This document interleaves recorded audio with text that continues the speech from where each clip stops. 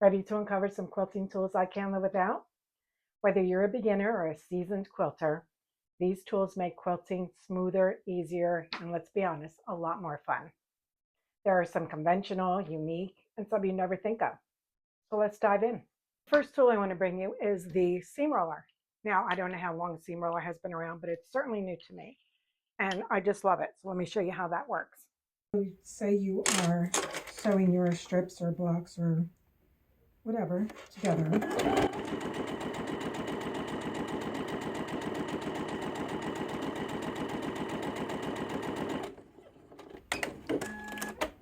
And you're going to add on to this. And you just want to you could either finger press it, but I feel like, let me turn this a little so you can see. I feel like when you finger press, you have a tendency to distort the fabric because people really push on this, as you can see. And I feel like it pulls the fabric sometimes and stretches it out a little bit. But if you take the seam roller, you can just take this and it flattens it right down. And I personally think that's a little flatter than that is. This is still kind of like up there. This seems to be more flat to me. So I prefer the seam roller. The next tool I want to talk about is this thread cutter. And I have literally just discovered this. I don't know, maybe I've been living under a rock, who knows. But you use your old blade and this piece comes apart. It's got a little screw here and you take it apart, you put your blade in, screw that back together, and it sits in this base. And when you're done chain piecing, instead of using your scissors, you can just take this and it just cuts all your little threads. Like, how easy is that? No scissors, no nothing. So I love this little tool.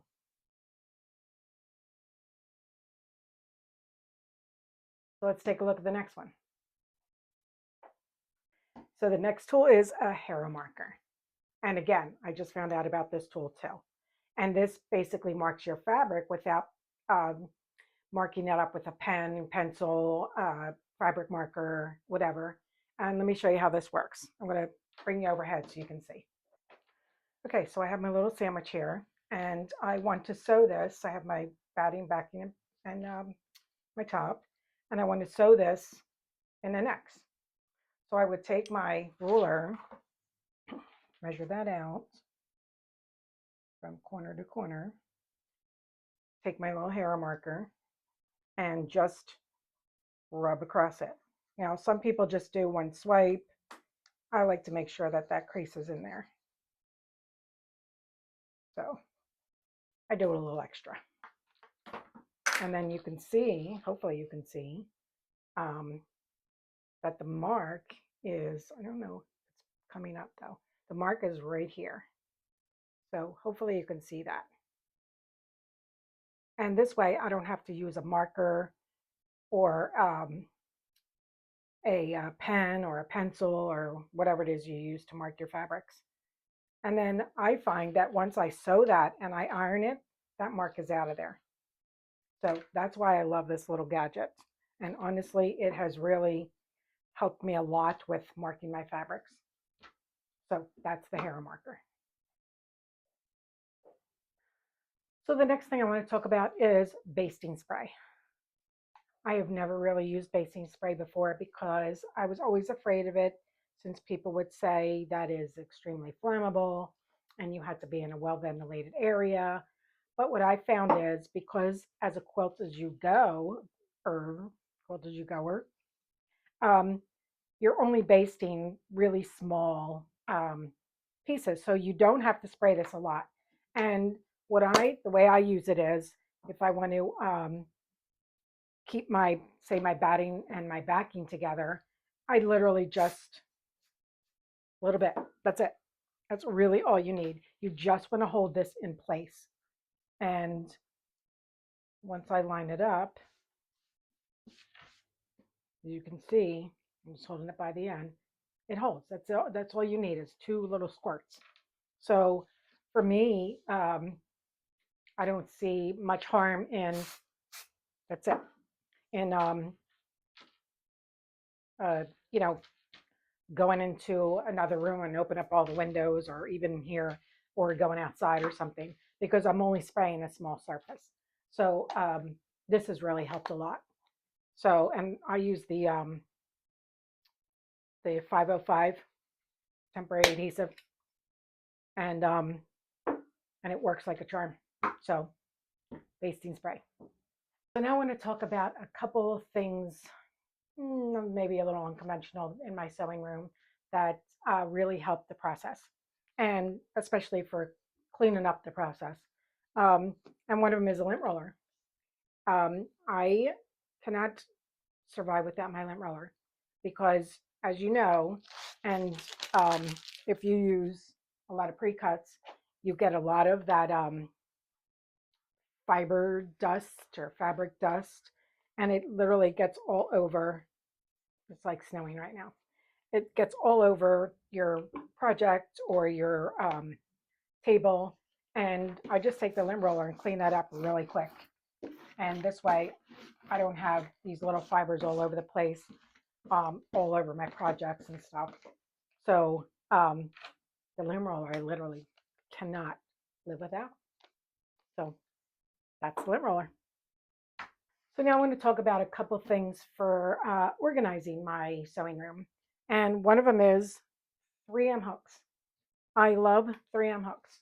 I use a lot of these little ones that just have the white back with the loop on the end that hold about a half a pound maybe. I use them for hanging my rulers. I hang all my rulers here. You can hang your scissors up there. Um, Whatever has, has a hole, you can put your cutters up there, whatever you want to hang. And it makes it handy, and then it gets them sort of out of your way. The other thing that sort of goes along with this is freezer bags. I use freezer bags for my projects, and I basically hang them up right here, and I label them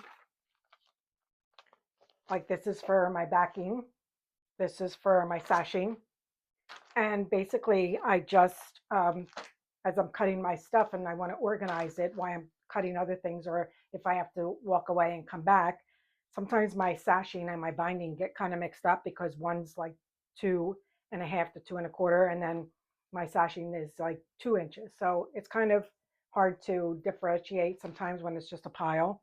So I put them in freezer bags, I label the bag, and then I just hang them up over here to get them out of my way.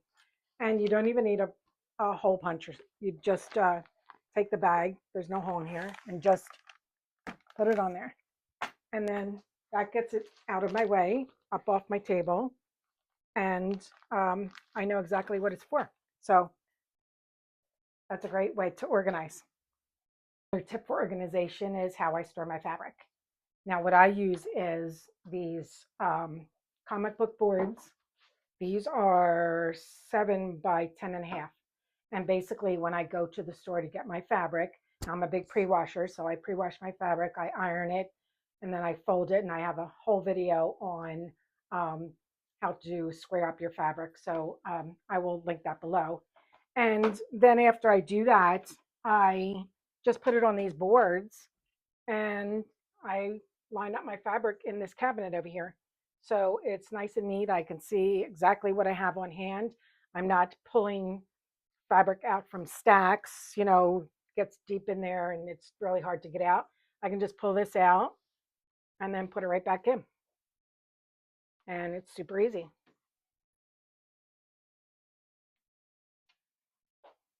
So those are a great way to organize your fabric.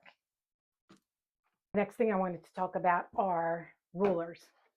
And especially for beginners, some people have a lot of trouble with their rulers sliding when you're trying to cut fabric. Well, I've discovered this product that certainly not a new product. It's in your hardware store actually. Is this Flex Seal, and I just coat the back of my ruler with it, and it literally, if you put enough pressure on it, does not move at all. And you don't even have to put a lot of pressure on it. Let's see, I don't want to cut this up, so let me see if I have something. So say I want to cut this strip with a regular ruler, especially for beginners. It's really hard because sometimes they'll be cutting and then next thing you know, it's all wonky.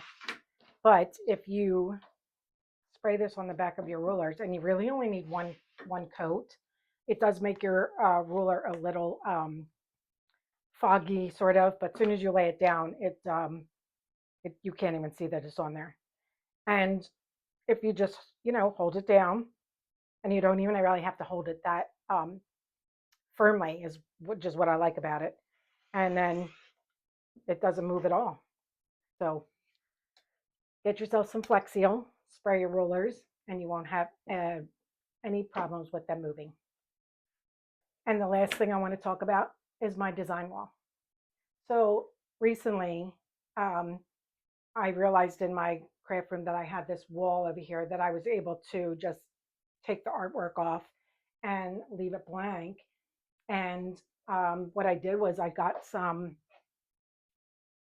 flannel from Joann's, and it basically was already pre-cut and pre-rolled up.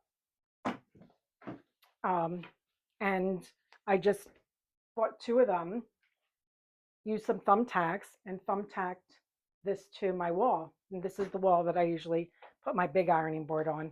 And now when I make my blocks and I want to, see what coordinates with what, I can just lay them out. And honestly, this stuff holds. It's amazing.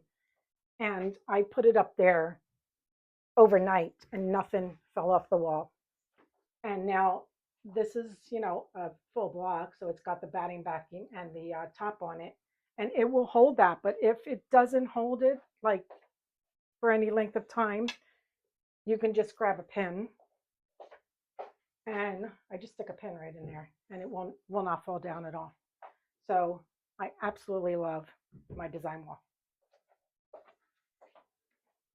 So that brings us to the end of all my favorite things in my sewing room. Did your favorite make the cut? Let me know in the comments. So if you enjoyed this video and you found it helpful, I hope you give it a thumbs up and don't forget to subscribe. As always, happy sewing and sew something happy.